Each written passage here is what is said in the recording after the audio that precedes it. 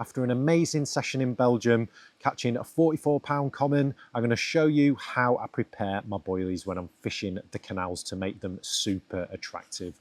My boilie of choice is the S7 because it's a fish meal, and all fish species find fish meals attractive. And I turn them from a really good boilie into an absolutely devastating one. The first thing that I use is the fish hydro, and this is basically just smashed up salmon, and it absolutely stinks. So it'll travel up and down that canal, just drawing fish into your swim. I do give that a real liberal amount. So I basically just soak my boilies in that to begin with, and then I'll leave them for 24 hours just so that they soak really nicely in there. And then I do want a little bit more attraction in there, and to match the obviously fish hydro, the salmon in the fish hydro, I then add a nice liberal amount of salmon oil.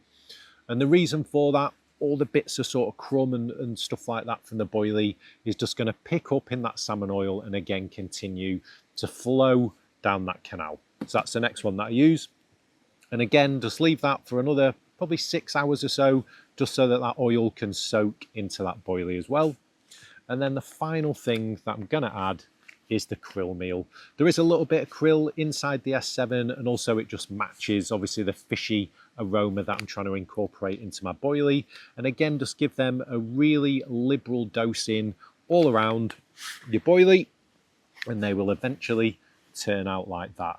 They end up going a really nice dark colour because obviously the salmon oil darkens that down a bit, and then all of that wetness from the rest of the liquid, all of your little bits of krill just sort of stick around the actual boilie, and they become absolutely devastating. I prepared my boilies this way for a long time now, and no matter if I'm fishing a lake or a canal, that's how I prepare my S7, and they turn out absolutely